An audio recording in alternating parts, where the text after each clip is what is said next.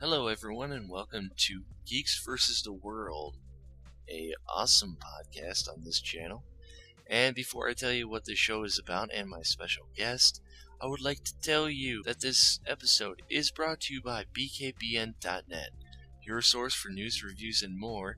Check out the website, become a member, it's free, and celebrate your nerdom in a big way.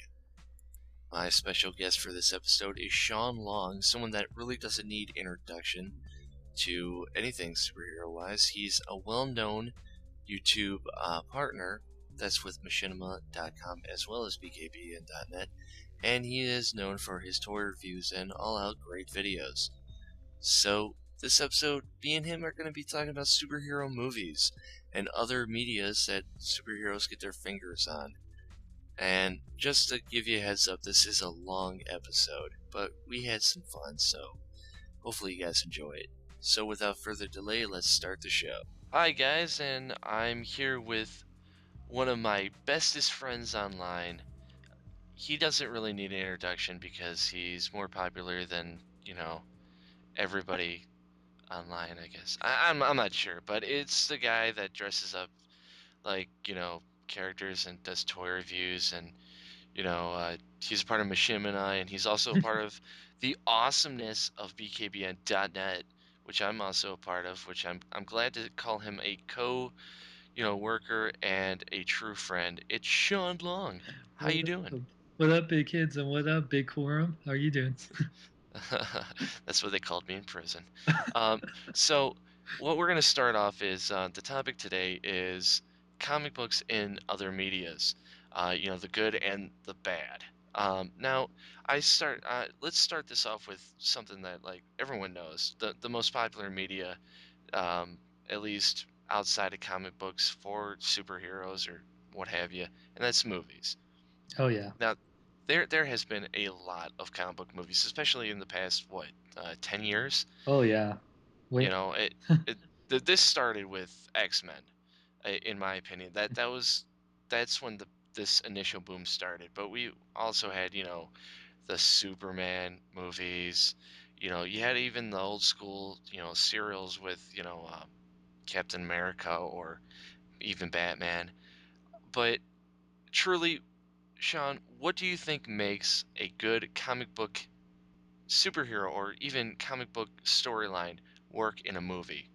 Um, I really think it's a few factors. Obviously, depending on the character, like really taking the main traits of what the character's known for over the years. Because I mean, we'll get into like other things, but like comic book characters have so many interpretations over the years between comics, TV shows, and of course the movies. So you basically take the fundamentals of that character, then you mix it with, if it's an origin story, it you can have really good origin stories. You know anything from like Iron Man, Batman Begins. Well, Batman Begins, I liked it, but it could have been a little pace better. But or Spider Man and other good origin movies. I think even the first Batman was a really good origin. But and then mixing it with really good action, making sure it's good special effects, not like X Men Origins Wolverine. Um, and yeah, just a mixture of really telling the origin story, keeping that character's fundamentals of what we love about that character. Um, with some great action, of course, because superhero movies call for great action. But yeah, and then just having good actors to back up those characters, which anything from like Robert Downey Jr. as Iron Man, having what was his name, Michael Fassbender as Magneto and X Men or First Class. I mean, having some good actors. It doesn't have to be a well-known actor because a well-known name doesn't guarantee it'll be a good movie.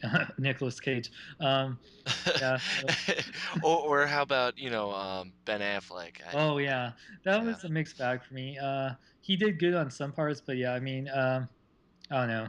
I think like Bullseye, it was weird. Like I love Colin Farrell, but it was kind of like I don't know. he did play a good crazy guy, though, if you Yeah, think about it. I want a freaking costume. That was pretty. I want a costume. Give me a costume. You do bring up a good thing. You keep talking about like adaptation staying true to like a comic book character or what have you. But you know what? The things that really work well too are, like you said, keeping just the fundamentals. Mhm. Let's face it, The Dark Knight was not true to comic books per se, but it did keep the same, I guess, feeling of Batman. Yeah, He's avenging something, he's doing something right, but he's you a know what? detective too. And the funny thing is, which kind of got me out of the Batman comic books, was Batman was too smart. Batman somehow he always figured out a way. He was like MacGyver, and Yeah, you can only do that so long where it's entertaining. And he doesn't have a mullet, so it doesn't really work. yeah, he might So, have underneath that cowl, who knows? Yeah. oh yeah, I mean, I think it was the '90s was the last time he had like long hair, which was weird. Yeah, Superman had long hair in the '90s too, that was weird too, but No, no, that was a mullet. well, yeah, That's but it made sense because he was, like, in a coma and recovering and blah, blah, blah, yeah. He yeah, decided to keep the hair because it was cool, whatever, until Lois made him cut it because they got married, all that stuff. Anyway. yeah. By the way, have you ever seen that picture of him like cutting his hair with a mirror and his laser vision? Oh, yeah, I think yeah, Yeah, I remember that, yeah. it's funny because nobody could cut his hair. It's supposed to be as hard as steel. Mm. Which I'm just imagining if he did the hanky panky and Lois Lane wanted to pull his hair, she would get some cuts maybe. I don't know. Oh, yeah. Yeah, yeah. But that's completely off the subject of what we're talking about. Now, like I said, keeping true and all that stuff. Like you also had X Men First Class, which had nothing to do with the storyline X Men First Class, Nope. but yet to me, they really made Magneto. You could you feel for that character. Oh, yeah. Yeah, and like I personally I thought Charles Xavier could have been done a little better, but I mean that's still all in all, it's in my opinion one of the best movies that came out you know, other than other people, talking, um, about other podcasts that we didn't like the movie, but hey, that's their opinion and they're Well, wrong. we love the movie, and we saw it for what it was, and it was a great movie. Yeah, they changed a lot of things. I mean, hell, Emma Frost, the character I love, she wasn't British and whatever. You know what the funny thing is too? Mhm. Outside of, our group of friends and Mhm. initial viewers and stuff, I love you guys, by the way, that listen and, I love watch, you but guys too. Yeah. yeah, stop loving everyone. Sorry. The thing is, like, let's say I'm going to bring up another website, iFanboy. Hmm. The only thing they hated about that movie was Emma Frost because she couldn't act. For some reason, I couldn't see that. I just thought she was crazy. Yeah, I mean, no, January Jones, she's on Mad Men, and she's been on. She was on a few movies like American Wedding, which I remember that was the first thing I saw her in, and she was also in one of my favorite Adam Sandler movies, like Anger Management. She was one of with Krista Allen, who I love, Chris Allen too. She was in Final Destination, for the Final Destination, whatever. She was the one that Uh, got the eye, the mower thing went through her. And, yeah, oh, that crap yeah, movie. yeah. Anyway, so she's been in a few movies. She either plays the sweet girl or the hot girl or whatever, but she's played different types of characters. So she definitely had to look for Emma Frost. I think, I mean, obviously, we have our own, like, what we see who could play. I thought Alice Eve, who was supposed to be Emma Frost, and then they made January Jones. I thought she would have been a little bit better look wise, and she has the accent and all that stuff. But whatever. I thought she did a decent job. She looked like her. She got the fundamentals down. I mean, mostly. I mean, it's like with Scarlett Johansson playing Black Widow. She didn't have the accent either, but I thought she was fine. I enjoyed her. I thought she got down the personality pretty much. I think, I don't know. Yeah, and you know what? You're another person too that you probably got some flack for this. Hmm. I know our group of friends, especially at bkbn.net. Check out the website. I we liked the movie Green Lantern, Yeah, definitely. and And I'll give you a little spoiler because I'm gonna probably do a countdown on Corn TV of my favorite movies. It wasn't my favorite movie of the year, but I have to say it was my favorite superhero movie because I mean, not only because I'm a biased fanboy that loves anything that Green Lantern's in, uh, according to my fans, but uh, the thing is this: they got the character right enough where seeing it on the big screen, um, I loved it a lot more than I could see it on, like, let's say, Blu-ray, Hmm. because that was our first ever live action seeing, something that, at least as a fanboy like myself, oh, him flying, someone actually interpreting a character that many people are considering one of the most popular characters of this decade in comic books, superseding probably Wonder Woman, and like I would put him on the same level as like Joker hype, you know, Yeah. not the same level as Batman, but like Joker. And I think a lot of people looked at it as a movie per se. It failed to grab people that didn't really like it. But if you had initial draw to the character, I think it worked. And I think that's the major thing that a lot of superhero movies really need. And I mean, you liked Captain America. Yeah. I thought it was good, but it wasn't great. I think they got the character right, but they didn't get make me say, you know what, I'm so with this character. You could show me him like, throwing crap at a monkey, and I'll be like, "Yeah, you do that, Captain America." It like I think Green Lantern did it a little better because yes, in the beginning he's a mess up, and they kind of turn it around where he's like, "Yeah, this is Hal Jordan. This is the guy I know from the comics." And I think it didn't do a good job in certain aspects, but all in all, it worked. And depending on if you it and the thing is, people that liked Thor and they didn't like Green Lantern, the same flaws are in both movies. Yeah. Yeah, but I mean, with that aside, with just recent movies, let's talk about some other movies like the upcoming Spider-Man Hmm. movie. Now, uh, I have to say I didn't like three, like a lot of people, but I liked certain aspects of it. Um, I liked seeing Venom in there. I didn't like how he was interpreted. I liked seeing Sandman. I hated his backstory. Yeah. But like the series altogether, I really could say if I never read a comic book and I watched the three movies, and someone told me, "Oh, Spider-Man is not married to Mary Jane anymore," I would say, "Good. She's a horrible person. She's annoying and she can't sing." Yeah, I definitely like Mary Jane in the comics and cartoons better than in the movies. And I like Kristen Dunst. I liked her actually better in other movies than I've liked her in the Spider-Man movies. Yeah, and you know what the thing is too? Hmm. With the Sam Raimi movies, they did not have any of the like the witty things that Yeah, made. what the hell, man? Yeah, that's the biggest thing about the whole entire series. But the thing that really hurt Mary Jane a lot was we didn't hear the one line that made everyone fall in love with her, Hmm. and that she's so known for is "Face it, Tiger, you just hit the jackpot." Yeah, the way Why did we not hear that at all? yeah, it's because the way they introduced her, they made I mean that's why they're doing like the reboot with Gwen Stacy first because they made Mary Jane kind of like Gwen Stacy and Mary Jane put together, except of course they didn't kill her off, which it's a funny nod in the first Spider-Man movie the way that like Green Goblin like drops her. It's kind of like a very ode to the Gwen Stacy stuff.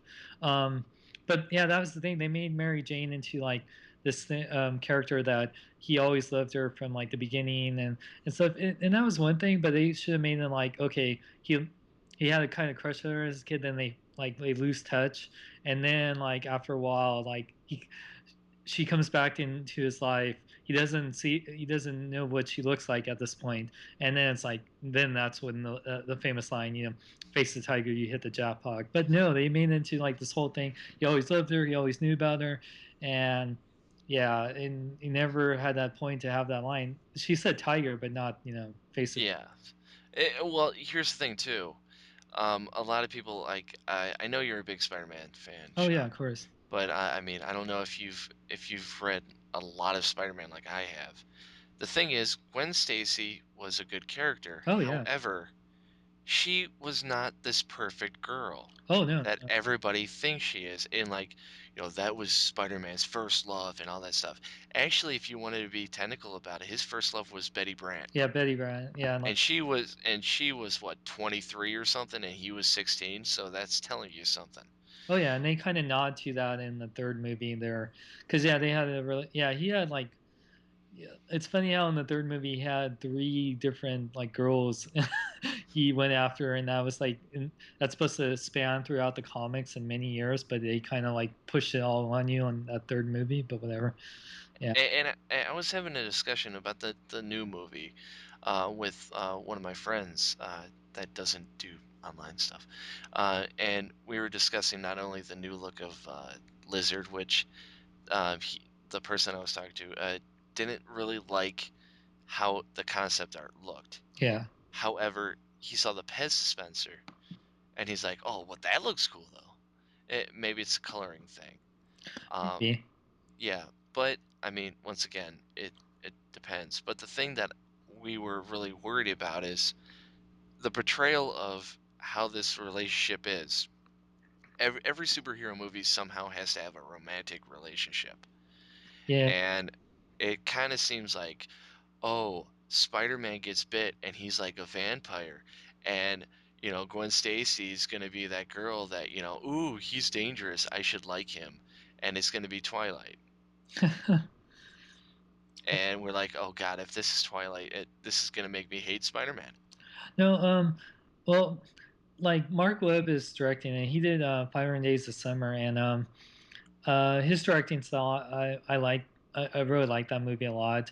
Um, that was a relationship movie, but it was actually a bitter relationship movie, and like how girls like screw you up, and you think you understand them, and then the fallout, and then it dealt with the psyche of relationships. It wasn't just like the corny you know like love stories that are in so many romantic movies or these Twilight teeny bopper movies.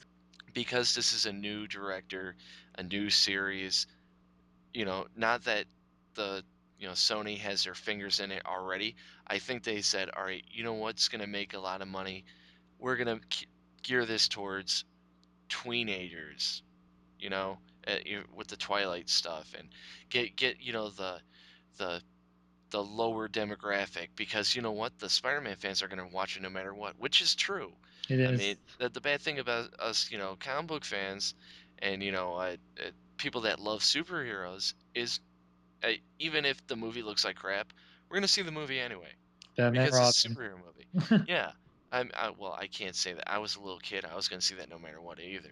Yeah, Yeah. I was entering middle school by that time, so I was kind of like I should have known better, and I did afterwards because with every other Batman movie, I went and saw repeated viewings in theaters, and that one I didn't. Oh God, that kind of reminds me when I did see that as a kid. Mhm. I should have known that Batman and Robin was that bad of a movie when I saw it with my mom and my brother and my cousin, and we saw the movie. And of course, I'm young and I was the same age, around the same age as my little cousin, and we're like, "Yeah, that was a good movie." And my brother liked it too because he was young also. But my mom was like, "Did you? I really, you like that?" uh, Batman Forever is a good movie too, right? And we're like, yeah, Batman Forever, but this is Batman and Robin. Like you're too young, you don't see it. But I mean, uh, I really don't want to get on the subject of Batman and Robin. That was a Yeah, train wreck, and yeah, I understand what they were trying to do, and that is really mean for them to do. yeah. Let's sell toys. No, yeah, it was. Yeah, even Joel Schumacher said that he's even apologized for the movie, and that's the thing too. I know we won't really get into it. I'll just say one quick thing about it. I love Arnold, and I love so many of those '80s '90s action films with the really like macho like guy that says all the one liners, and even adding that element to Batman and Robin, just like wow. Like I loved Arnold and I love Batman, but God, when you even add two elements you love together, you think it would be peanut butter and jelly. No, it was like peanut butter and crap. It was like what did you put I've never eaten that, Sean, so I couldn't I tell you if know. that's good or not. But Like, what did you put in my sandwich? Because this tastes terrible, and that's what Batman Robin was. Okay, going on. well, I mean that is a good segue because Batman and Robin didn't really kill Batman because we got Batman Begins and Dark Yeah, Knight. It did kill off any thing of ever seeing Robin in a live action movie. yeah. For it's gonna be a And while, probably in like and in their decade. the funny thing is with Batman and Robin, they had the backstory of the animated series Mr. Freeze. They Yeah. didn't have the comic book one, and of course, now every media uses the animated series, which is done so well, and you love that character because of it. Oh yeah, And I know, right? if and it didn't really kill off Mr. Freeze or Poison Ivy. Nope. It did, however, destroy Bane. Yeah, man. It I'm. destroyed Bane because the thing is, us 90s kids remember he was the guy that broke Batman's back. Oh yeah. However, if you're a little younger than what we were, they remember Batman and Robin first. So if they watch this, oh, how can Bane break his back? How can he be smart?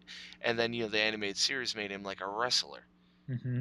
and that now people are appreciating him after that Secret Six thing, and now we're getting him into this uh, series. I do want to ask you, Sean, with everything we've seen from The Dark Knight Rises so far, do you think this is going to be, well, of course, it's probably going to be a good adaptation, but do you think this is going to be the Bane we've all been waiting for? Yeah. The thing I trust in Nolan a lot, like what I always love what he's done is that even if he changes the looks of characters that we all love and know, I mean, you look at Schumacher's Bane. That to me looks like what Bane that we know from like maybe like cartoon and comics and stuff. But of course, he was just the whole time. So that was not what we wanted in Bane. Look wise, cool. Um, like how he was portrayed. No. So this is going to be the opposite for me. Okay, yeah, this is not exactly what we wanted Bane to look like, maybe. And apparently that mask he needs it's like kind of like a Darth Vader thing that keeps them alive, from what I've read.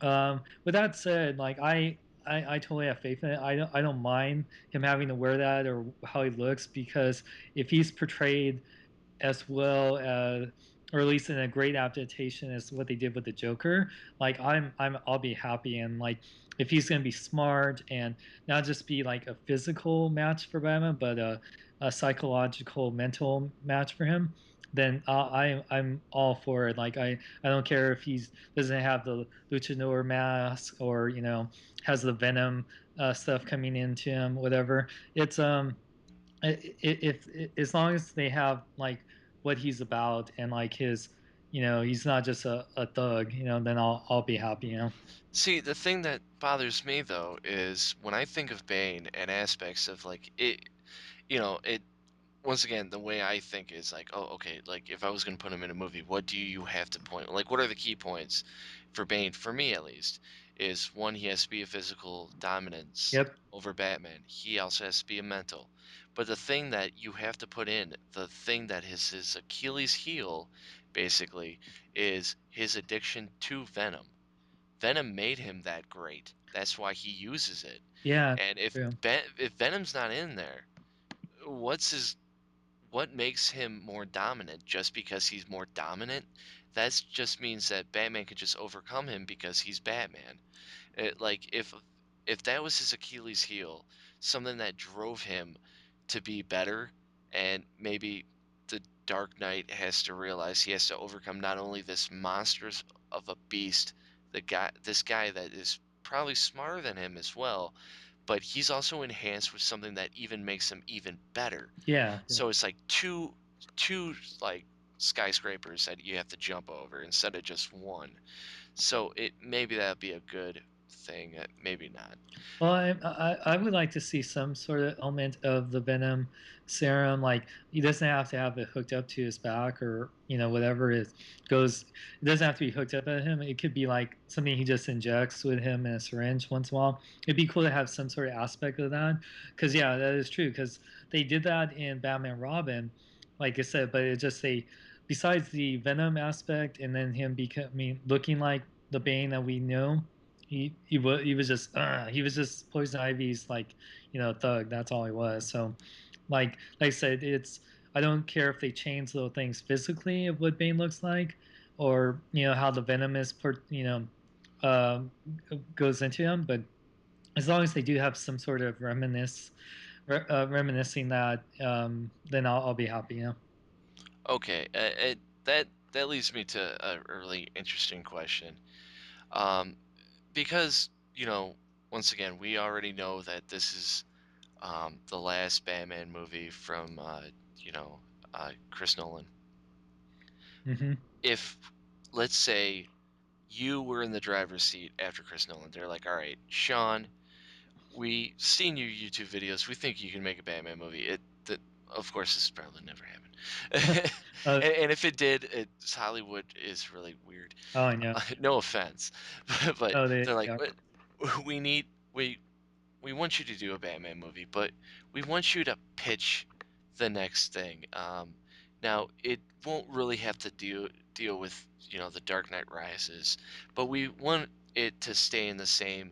It's in this universe that it's more realistic. You could go a little more sci-fi maybe, cool. but who would be in your Batman movie? Okay. First off, before I answer that, Mark Webb started out as a music video director, and now he's directing a Spider-Man movie. So you never know what could happen. Well, So that's maybe if you directed a music video. that's what I'm saying. I mean, I could do like a small film, and that's how Hollywood is now. They look at ambitious people, and then they get these big projects. I don't know. Anyway, so So wait, speaking of that though, I'll probably mention this at the end of the show. I did watch a small film, something that wasn't released everywhere, called The Devil's Double. oh You have to see this movie. It is freaking awesome. It's like Scarface, but in real life. oh yeah is that the one that stars Yeah, the guy that played Howard Stark. yeah. Dude, I'm telling you right now, if you have a red box by you, Dude, I heard so get many it. good things about that. Like Chris Gore was saying that, and I definitely got to rent it or something. I And and I'll give you a little hint on my my top 10 thing that I'll do. That is up there in one of my favorite movies of the year. Dude, I definitely will see it before the end of the year, so I can do my top 10 list too. Yeah. Yeah, definitely. But yeah, going to the what you were asking me. Yeah, so basically, what I would do, like in a Batman movie, if we were trying to keep in not having villains that were just in movies, um, I would get I would actually really make it kind of like a Batman Arkham City type of movie. That's what I would love to see. I would love to see it really go in the aspects of Batman's.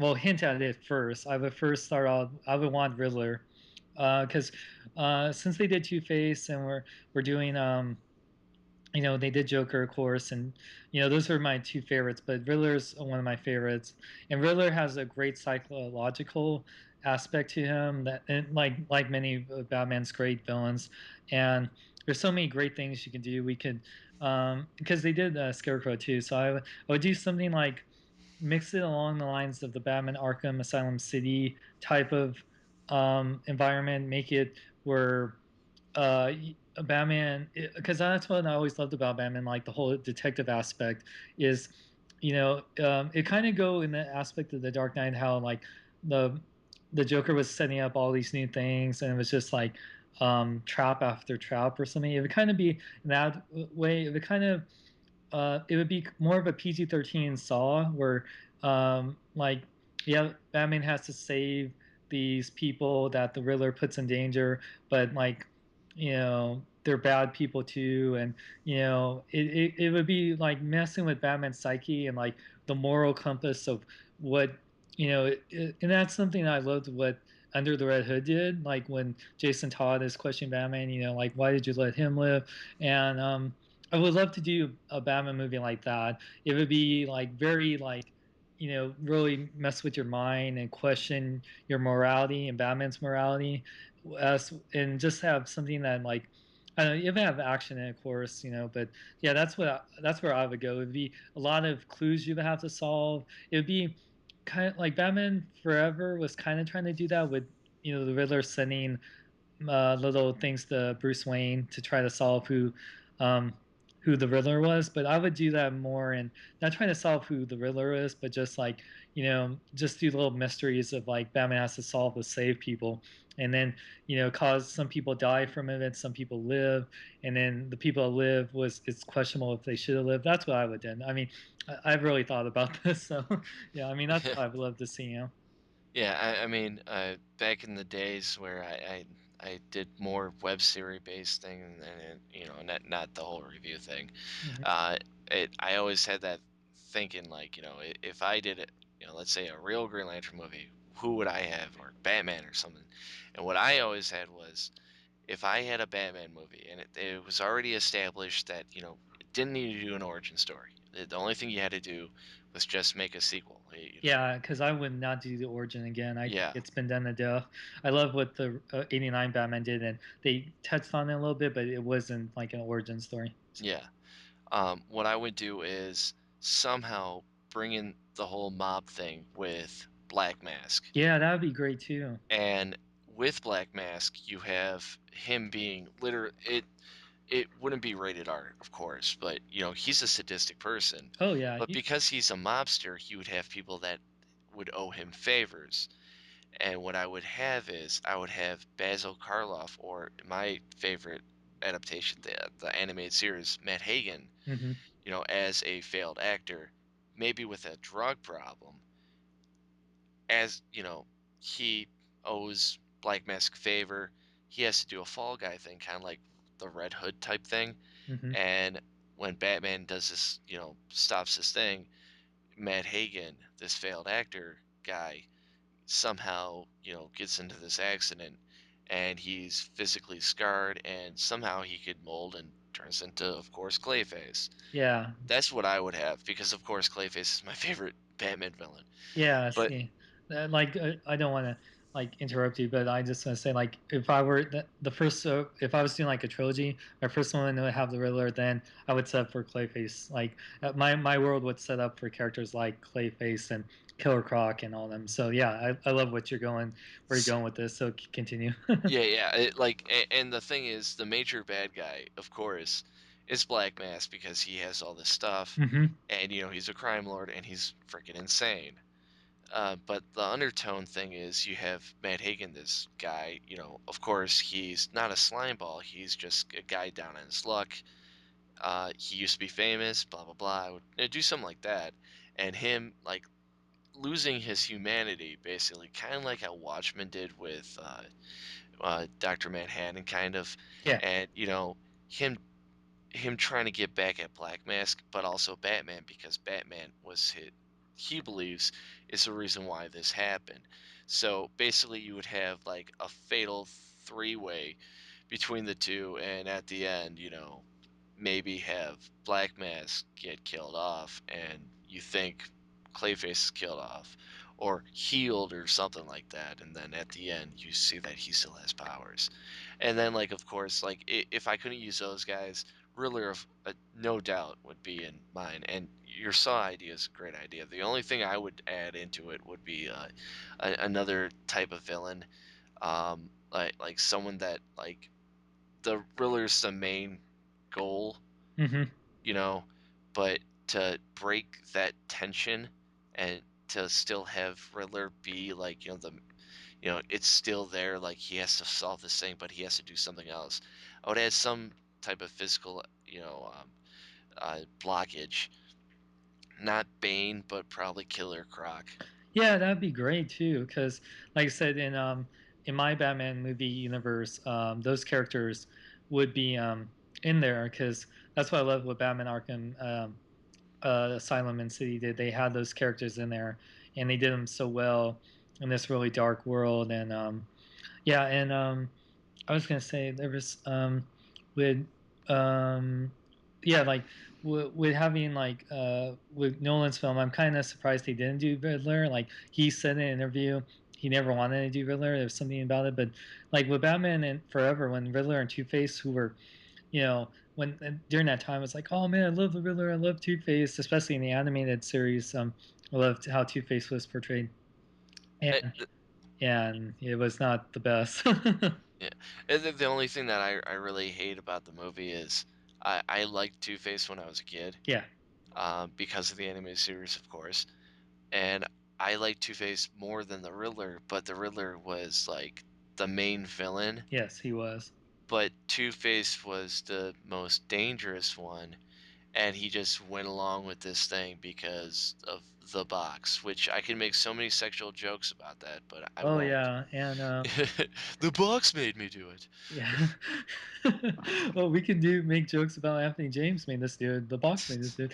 No, but Don't make any jokes. He doesn't listen to this. but yeah, the thing about Two Face too in that movie is weird how they just like how they made the Joker the killer of Batman's parents, they made Two Face the killer of Dick Grayson's parents, which was it's an interesting take on the Batman movie universe, how they always make a main Batman villain the killer of someone's parents, I guess. Um, but no, yeah, I loved definitely so much more how Two Face was portrayed in The Dark Knight than Batman Forever. Because Batman Forever made Two Face more into a Joker type of. Well, they did that with Riddler too. They made Riddler is a little bit more manic, but Two Face isn't that manic. He's more, gangster, more like I'm gonna let's see what the roll of the coin and see what your fate is. He's very sinister, very low key compared to the like Joker and Riddler and stuff. So I don't know. Yeah. I mean, I like Batman Forever a lot. Definitely, like it. It, it was definitely like a lot better than Batman Robin for sure. I don't know. I mean, like I say, it could have been better, but you can go back to a lot of these Batman movies and say, oh, they could. Even Batman Begins to say, oh, it'd been better if they just made him Batman faster and all that stuff. All that stuff. So. Yeah, yeah, of course. But so getting off the subject of that, um, I let's bring up another thing. There's a lot of characters out there that didn't get movies already made. What character do you believe should get a movie, and what character shouldn't get a movie? Let's start with the one that you think should get the movie over anybody. Oh, okay. Well, I would. I'll only pick one. Okay, only one. Since Marvel has plenty and they've done all the ones I really care for, I'll give it a DC one because DC definitely needs more comic movie characters. And I think at this point, especially after the amazing um, like summer comic event, Flash for sure definitely deserves a story. Flash had yeah, I remember the Flash TV show. Flash has been between Barry Allen and Wally West. Flash has been a great character throughout cartoon series and of course in the comic books. I think if you're going to do a Flash movie, definitely do a Barry Allen for sure at this point. Wally, of course, you would have to you would have to make it like a sequel wise to introduce him. Same if you were doing Green Lanterns to get Kyle and Guy and all and John. But yeah, definitely Flash deserves it. I think the character has so much you can sets has some great villains, has some has some great backstory and cool powers. It'd be great to see that in a movie. So I think Flash for sure, for sure. Okay, before I give mine, all right, if you were gonna do a Flash movie, who would the villain be? Oh yeah, that's a good question. Man, I'm trying to think because I don't think like Flash is definitely more so a it's not a based in reality type character. I mean, he has his so maybe Captain Boomerang probably. Captain No, Boomer. because doing Professor Zoom or Captain Cold, I don't know. It's really hard because there's so many good villains he has. I mean, see, Gorilla Grodd would be cool too, but that would be probably down the line. Yeah. I don't know. Who would you think would be a good first villain?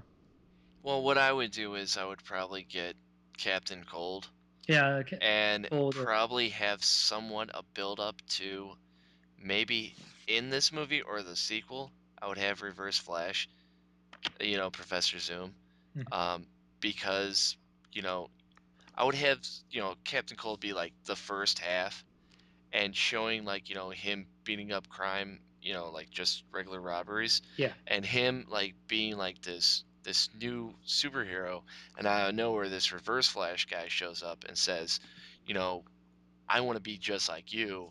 And, that just turns into stuff. And basically, at the end of it, it be like a race to Iris to save her and, ending it somehow that way.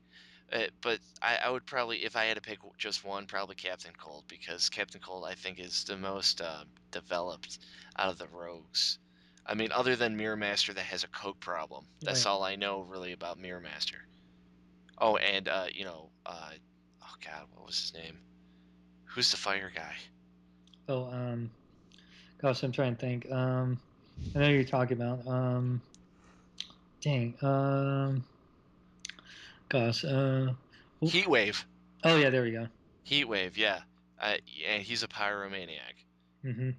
And the trickster, that's too much like the Joker. I wouldn't do that. But Yeah, yeah, um, what I would pick, if I can pick the Flash, what I would do totally would be Aquaman.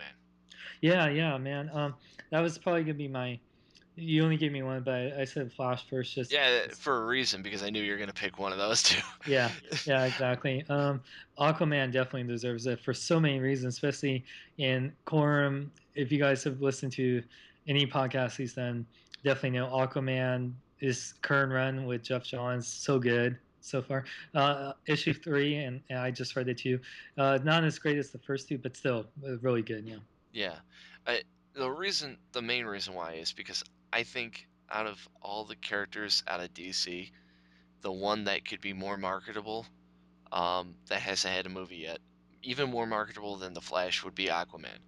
Yeah, I S- think it'd be cool to have like little role playing tridents. That'd be awesome. It's not just that, it's like story wise, it's Atlantis. That You could is do it true. that. You wouldn't even need I mean, of course, I would put probably Ocean Master, Mhm. even before Black Manta. Yeah, definitely. Just because it could be Aquaman, realizing that, first he has powers when he's a kid, Hmm. going to Atlantis, and then, skipping that, all this stuff is happening. Uh, somehow the surface is screwing with Atlantis, and, there's a civil war in, Atlantis, and it's behind his brother, which is Ocean Master, if you didn't know. And, Oh yeah. they fight in an epic thing underwater. And just to show his power that he could control fish, which means 90% of the life that is on Earth is underwater, Yeah. that is a major power. Plus, I mean, his skin is so hard, you could shoot him in the head and it does not affect him Oh yeah, man. because of the pressure underneath. And I think it's funny that there has been a lot of talks of an Aquaman movie, especially because of that show Entourage.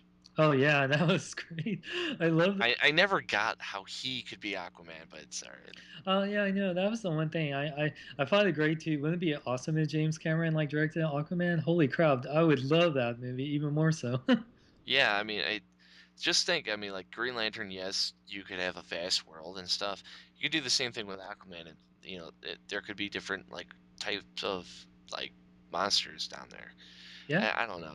For some reason, I think that would be really interesting. But I mean, once yeah. again, I would love to see a Wonder Woman movie too. Yeah, me too. I mean, Wonder Woman, just the three we're talking about, like, I'm surprised that it's like 2011, almost 2012, and we have yet to see like a live action movie of any of these characters. I mean, that kind of boggles my mind. Like, freaking Jonah Hex got a movie before these three.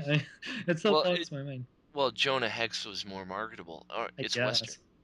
I mean, I understand. That's all you have to say. Well, I can understand like cowboys having, I mean, freaking cowboys and aliens.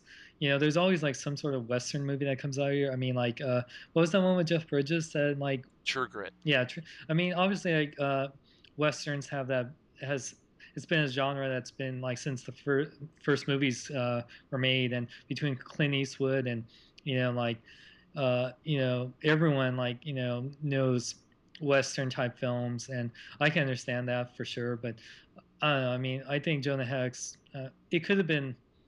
I don't know. They either should with like hard R or like I don't know, just try to make it more.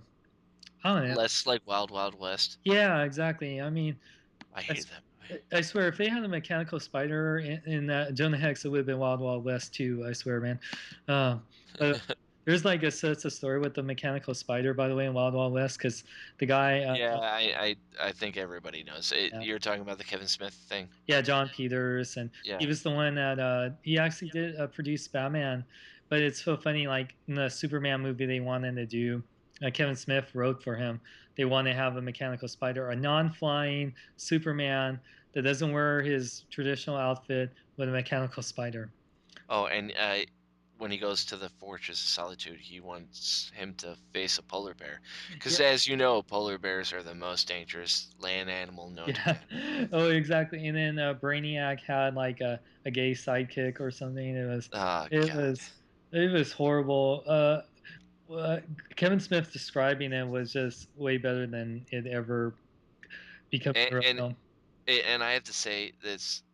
We could go on and on because you just brought up another topic too. Hmm. Superman. Oh yeah, Why, oh why, has we not gotten a Brainiac or a Bizarro or any of his villains? It that just boggles my mind. But yeah. I mean, it's so funny how because it's so funny when we mentioned Superman because I just did my Superman review and I was watching Superman, the first Superman movie, which is the classic one. One thing that Superman reminded me, the first one, it reminds me what they did with Iron Man, where there's not a lot of action in it compared to today's standards, but you just love the character and you. It was like he was so charming and so like damn I want to be Superman, and that's what's it worked well for the first movie. And the second movie they put God General Zod, of course. Then the third movie and fourth movie it was like okay, we have this big rogue gallery of Superman villains, and this is like only the 80s. So even with characters that weren't like, there was no Doomsday at this point, but still, you had so many Superman villains. I mean, he's been around for decades still by this time. I mean, like he's been around like what 50 years in the 80s. So yeah, like what do? He fights an evil Superman, which I guess could have been similar to Bizarro, and then same with Bizarro again with that Solar Man, whatever, so, Nuclear Man. Nuclear Man. So I mean, okay, and that goes back to what you were saying. And then with Superman Returns, we finally get a Superman movie made in the modern age of special effects where you don't need green screen. You can have CGI and all that stuff. What does he fight? A giant kryptonite rock and Lex Luthor again. Yeah, Jesus Christ, man. It's like it's so true what you were saying, Corum. He has so many great villains. Brainiac, Darkseid, like Bizarro. I mean, we can go on and on. Like so many great Superman villains that they haven't used. They could have done like a Death of Superman type movie, with Doomsday, anything, but nope. It's always been Lex Luthor or create your own Superman character, villain type of character. Ah, Yeah, yeah. So this brings me to the next part of the question I asked. What superhero would you automatically say, okay, whether they had a movie or they haven't had one, you would just say you would like put a tag on there saying you could never make a movie about them. oh, okay. Um, I okay. So after a character, I would probably say I don't know. Like I liked his short. I wasn't a big fan of the Jonah Hex movie that came out, so I would say don't make a Jonah Hex movie for a long, long time. But for a character they haven't made, let's see. No, well, I mean, it could be a. I mean, it doesn't matter if they had a movie or not. Yeah, I'm trying. So a character I would definitely would not want to see. I'm trying to think. Yeah, because there's characters that they have done that I would want them to redo better, like Daredevil, of course, and Electra, I wouldn't mind a better Electra movie because I like the character. It's just trying to think what would be a character that they should never touch. God, I'm trying to think because there's definitely characters they should make movies of, but I'm trying to think of characters they shouldn't. Get back to me on that. Like, well, who would you say? Well, okay, just throw the ball back to me. Um, what I would do is probably I would put a tag to not make any more movies on Punisher. Yeah, that's Punisher has had big it chance. was so close, and then it just went so far away that I think I have to agree with most people when they say this character cannot be taken seriously anymore. Yeah, I don't know. I mean, they've given him a rated R movie and it didn't work. They've given him a more Hollywood-based blockbuster. That didn't work. They gave him freaking Dolph Lundgren. That didn't work. I mean, like, there's so many aspects that you could fail 3 times in a row. Um, I mean, once again, I think everybody's favorite is The Punisher. Yeah, Uh, with John Travolta in there.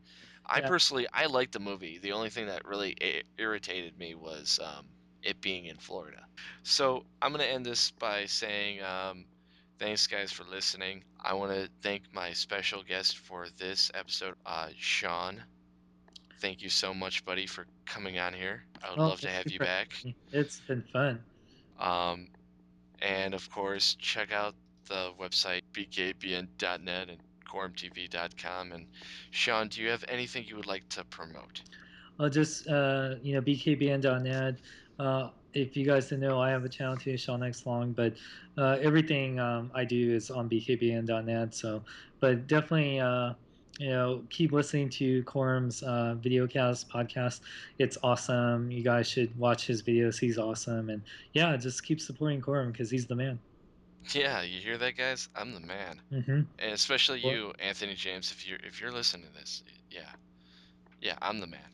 yes, And Sean even said this at New York Comic Con. I could totally beat you up. I'm sorry, Anthony. I've met both you guys, and I put my money on Quorum at this point. Ha ha ha ha! That's I why he's win. going to the gym. He's trying to bulk up for a fight. Now you're a man. Okay. I can't keep singing that song. They may take off the podcast. So, thank you guys for listening. And until next time, guys, celebrate your nerdum.